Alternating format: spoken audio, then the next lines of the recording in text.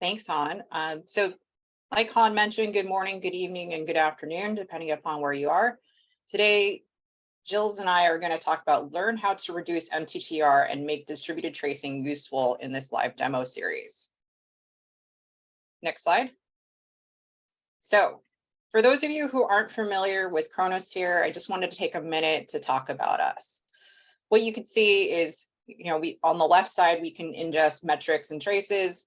We take that data into Chronosphere in a single tenant SaaS observability platform and make that data useful for you with notifications, give you the ability to triage, do root cause analysis, and doing things like giving you the right context, right data with context, our control plane, giving you a unique situation where you can control the data in your existing dashboards and alerting, and some other aspects.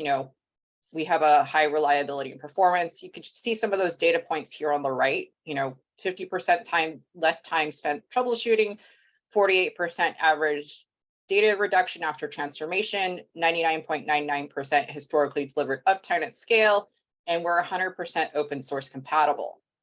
Now, going into the focus we're going to have today, even though as you can see, we can ingest metrics and trace data, we're going to focus on traces. And with that, I'm going to hand it over to Gilles to talk about the demo. Thank you, April, and good morning and good afternoon, everyone. Thank you for attending this webinar. We are indeed going to focus on traces, but at the same time, we realize that outcomes are the most important for all of us.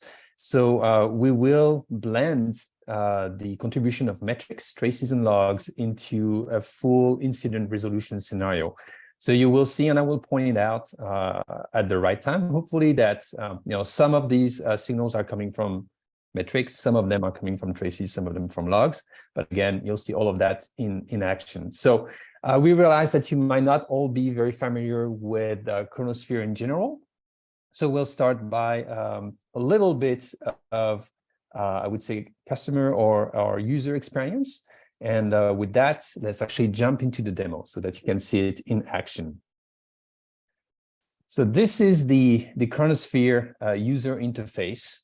And as you can tell already, it's very streamlined, right? It's contextual, as April mentioned earlier, which means that you're not going to be bombarded with a lot of dashboards, a lot of alerts that are not necessarily your concern. That might be somebody else's concern.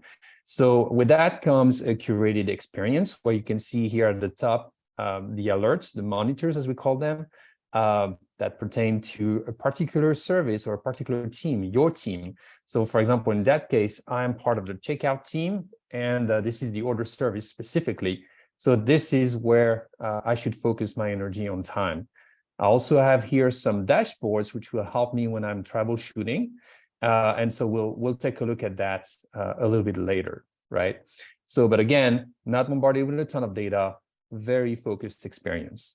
Now, having said that, the reason why we are in Chronosphere right now is because we've been alerted that there is a high level of errors with a particular service, the order service, that is. So, this might come through PagerDuty or whatever tool you use for that purpose. It is simply here displayed for convenience as well. And you will essentially just click on the alert that is of interest to you, like in this case, this list order service error. And you can see right away why this alert was triggered. It is above the threshold for triggering this alert here. And we already see a little bit more about what's going on. It's very high level. We'll drill very quickly into the issue that is of importance to us. But we can see already that although it is about the ordering service, it's actually the list orders method or operation, which is flashing red right now. And it seems like overall checkout is flashing yellow. So this is for us a starting point. It's too early for us to tell what's going on. And by the way, I should point out that at this stage, the error that we got is very generic. We will actually fix that over time. And this is why the MTTR will get so drastically reduced, excuse me, Okay, so because we're now on this page, we have the ability to start drilling into the issue and essentially get the vitals about that service, this order service. So what we're looking at here is a combination of signals emitted at different levels. Again, to go back to the introduction, you have here your red metrics. They're actually coming from traces that we're capturing from the environment. We are very fond of open source standards. So in this case, they were captured using open telemetry. But the point here is that these metrics are derived from your traces, right? So we see here already why we have this error, and this is what triggered this alert in the first place. There is definitely a spike in errors, as well as P99 duration. Okay, so, but is it actually something related to maybe hardware or infrastructure in general? Well, we can see right away here that the CPU and memory seem to be doing pretty well. So we can just X out that possibility. That's one thing. Now, you can also see here in this particular dashboard, which again, you can absolutely configure the way that fits your needs. We've got here the log volume.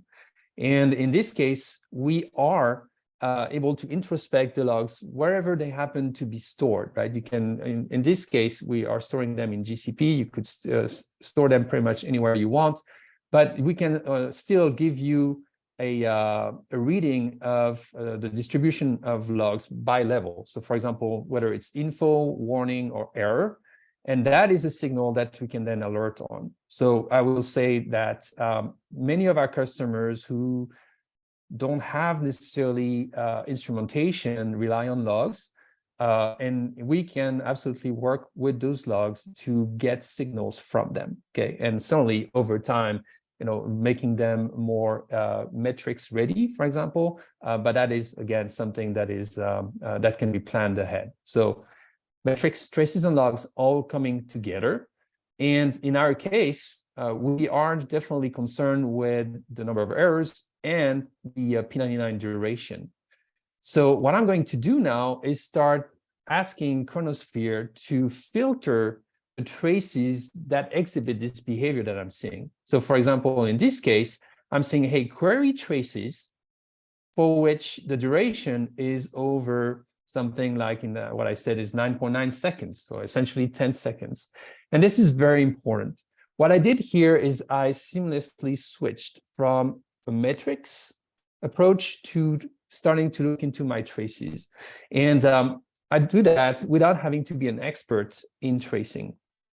And that is definitely something to keep in mind, because what's happened in the industry is that typically distributed traces or distributed tracing is a very appealing proposition, and it really is. But when it comes to implementation, only a few people, SMEs, know how to use it, which really hinders adoption and essentially it's discouraging for people. Not so with Chronosphere, right? So what you're going to be able to do here is continue to drill down, let Chronosphere analyze all of the traces as you continue to refine the traces that you're then going to investigate. So essentially what you're doing here is you're not going to go into a wild goose chase or be misled by what seems to be the golden trace that is the reason for what you're seeing. Instead, you have full control. You're analyzing with Chronosphere the behavior of those traces. So let's see that in action, right? So first of all, I'm coming here, ordering service, list orders is the operation, and I'm looking here at traces that are taking about 10 seconds or more to return or to complete, I should say. Okay. Now, some things I'm sorry, go ahead. Just to pause, you'll notice that when he came in here, when you hit query traces, it automatically builds the include summary. So you don't actually have to do that you don't have to figure that out yourself. You just go like he showed in the dashboard, hey, I want to query traces, and this is this, and it already figures out the criteria for you. Exactly. All right, thanks. Go on.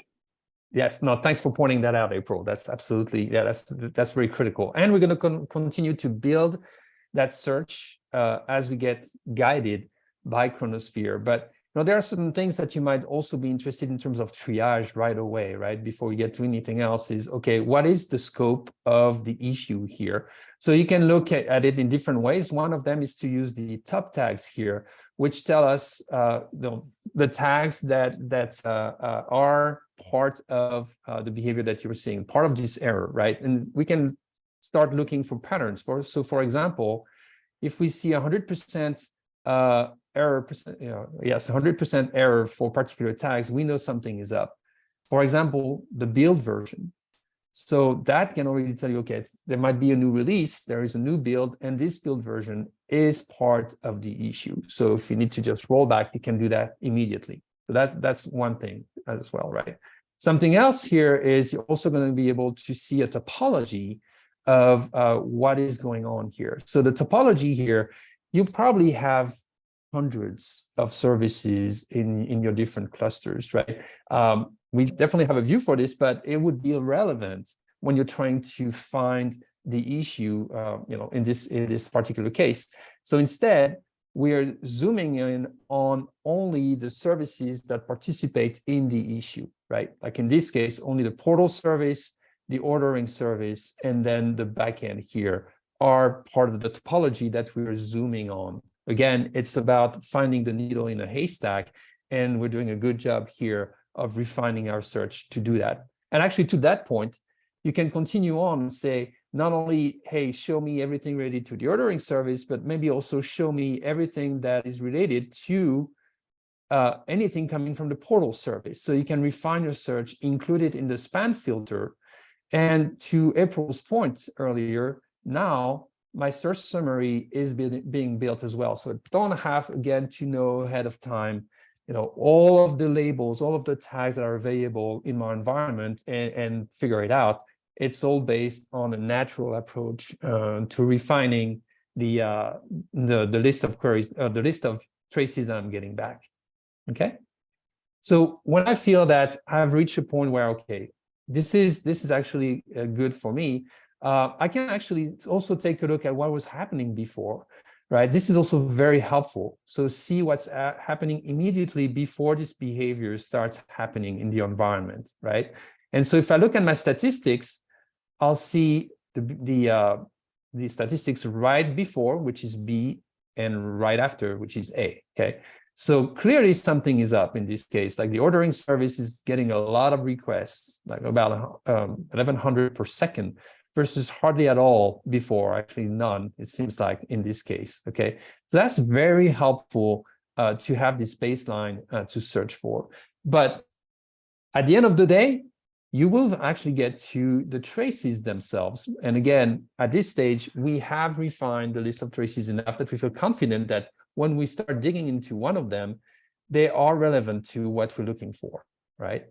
So in this case, I can take a look here, see the duration, the number of spans. Wow, there's actually a lot of them, like 3,000 spans in that particular trace. So definitely something is up. And I can click on it, and this is probably a view that you're all very familiar with when it comes to distributed tracing or tracing in general. That's this waterfall view. Absolutely critical, but you see everything that happens before, right? What's differentiating in terms of being successful or not successful with distributed tracing has a lot to do with how you get to that trace, right? Not the trace itself, which of course is very important, but somewhat table stakes, but how you get to this. And hopefully you saw how when you use Chronosphere, you can refine that search and get to it. So this is where we are. We can see here again, the waterfall view and the different calls from the portal service into the ordering service. And then in the ordering service, you see that there are over 3,000 calls that are initiated by the ordering service. And they all seem to go to this MySQL backend. So there is here a query, there's over 3,000 calls to the MySQL backend. So this is clearly an example of, somebody made a mistake. We all do. In this case, just iterating through a collection and calling the database for each single item in the collection. Clearly a non-type pattern instead of using a batch query, right? So by using this approach, we understand what the problem is. And remember, the title of our presentation today is, how you can reduce MTTR. Well, part of how you can reduce MTTR is going through this investigation process, which we just walked through together. But there's actually more to the story, and I'm about to show you exactly what I mean by that. Here's how it works, right? We have created here a query that returns a number of traces that essentially are exhibiting this error behavior. In our case, I can even complement this query by adding, again, a span filter. And for example, saying, hey, if I've got a span count that is greater than maybe 50, something is up, right? So I can just do that. And now I'm starting, I know that if I have any query, any results to that query of my traces, there is an issue. And this issue is the on-type pattern that I just investigated. So instead of having to go through that over again, the next time this issue occurs, I can create a metric. It is going to be a metric that is derived from your traces, and a metric that it's a custom metric in this case, right? And I can give it a name, like, for example, the fact that this is a batch query on-type pattern, right? Give it a name as well, like batch query on-type pattern, and save it, right? So once I save it, what's going to happen is Chronosphere is going to continuously, monitor that metric, and I can create an alert based on that metric, so that if there are new results to this query, the alert that will be triggered will not be this generic error of, hey, there are errors with the order service, but instead there is an on-type pattern detected in the order service itself, right? So once you've created this metric, you can now explore it as well in those trace metrics, which we can see here. And there you go, right? So because I created this metric, I can now see it as part of my trace metrics. And you see here, of course, I have some results. I have not fixed the issue yet, right? In an actual case, the on-call engineer would definitely already have solved the issue based on the research that we've done together. But you see here now, I have the ability to alert based on whether or not there are requests returned by this trace metric. And the result of this is that in my I would say landing page for my order service, I will be able to create a monitor. And this monitor here, and that is an alert, right? And that alert will be based on the query here of our batch query on type pattern, right? So the results, again, of this is that you have now been able to identify very specific errors. And you can, the next time the on-call engineer has to deal with those errors, they will be very clear for him or her, and they will be able to resolve those errors even faster. So this is what we had today in terms of this use case. Hopefully this helps you realize the value that you can get with Chronosphere when it comes to reducing your MTTR and making distributed tracing relevant. With that, I just wanted to maybe pass it back to you, April. Yeah, so thanks for joining. So just a quick refresher about what we went through. We talked about dashboards and alerts and red metrics. We dived into traces as little or as much as you want. As you saw, it's pretty easy to, have a query built for you by us. Just it's click and go. And then, understand service dependencies and flows with topology view. One area that is very unique about Chronosphere is our topology view. And one area that Gilles forgot to touch on was critical path, for example. There is a feature about critical paths of saying, hey, I just want to know what part of this trace is most critical for my infrastructure, for my workflow, and how is it really impacting things. And then we just saw, build trace-derived metrics for a repeatable workflow. So that way, other engineers don't have to figure out, okay, well, how do I get an alert on this again? Or how do I measure this? And the other aspect is, we have deep linking between metrics, traces, and logs. We didn't spend a whole lot of time on this particular piece, but it's pretty easy to go between the different, we saw between metrics and traces, it's pretty easy to navigate between the two. And then also with logs, you can even have information about, if it's stored in GCP, for example, we can give a permalink to that log data. Absolutely. Did I miss anything? Did you want to add anything else, or are we going on to Q&A? I think it's a good time to go to the Q&A, unless, yes. Cool. So a few questions. Does Chronosphere provide libraries for instrumentation? Right, great question. So as I mentioned earlier, we are big believers in open source and standards. So we rely on, let's say, open telemetry. We can also use Jaeger, Zipkin, etc. for ingestion.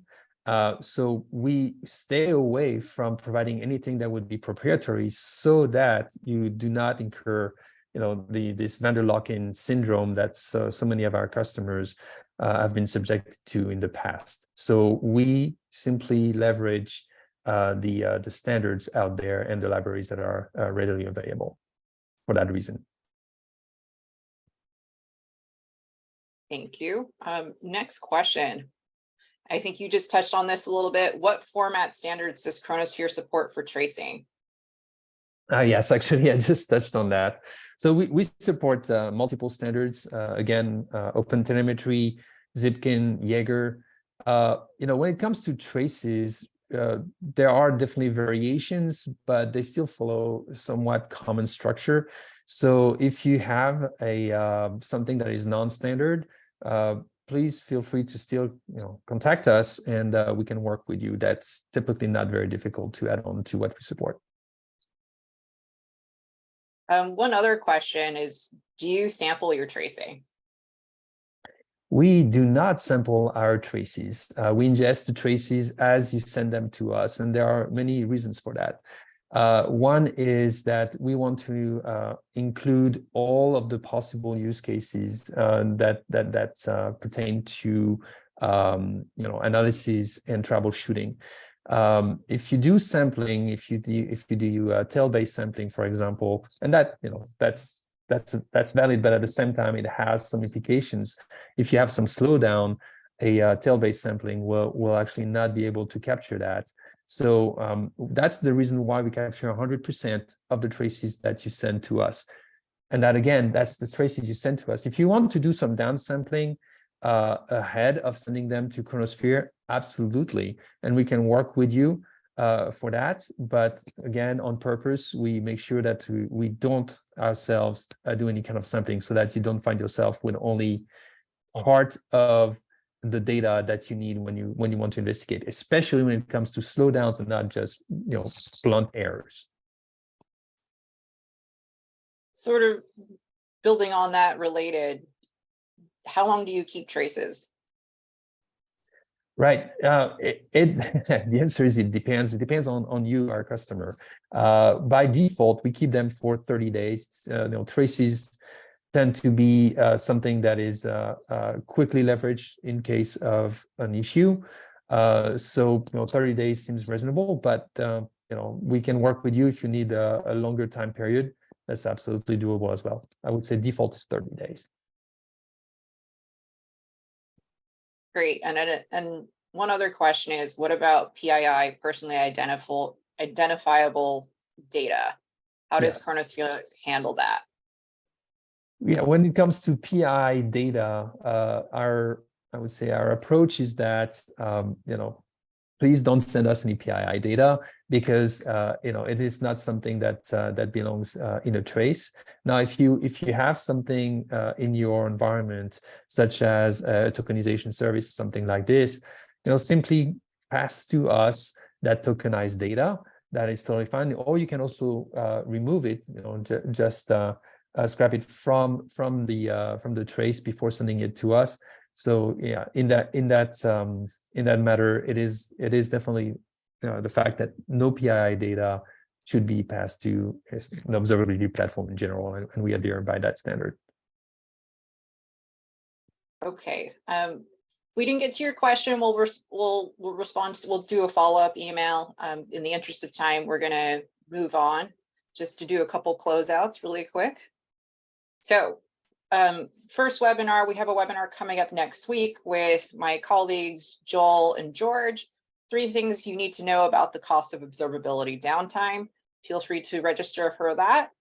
And then we also have another webinar, next slide, please, on our Of the Live demo series, justifying observability spend, a technical demo for proving value. That's going to be with my colleagues, John and Scott.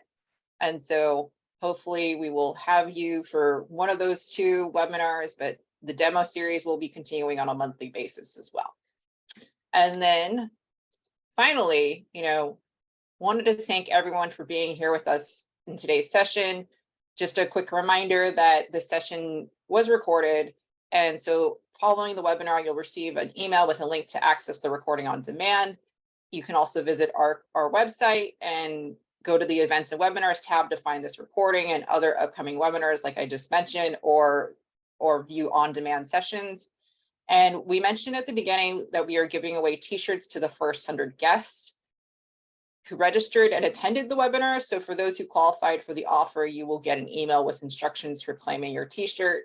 So please keep an eye on your inbox, and just in case, check your spam folder if you don't see it.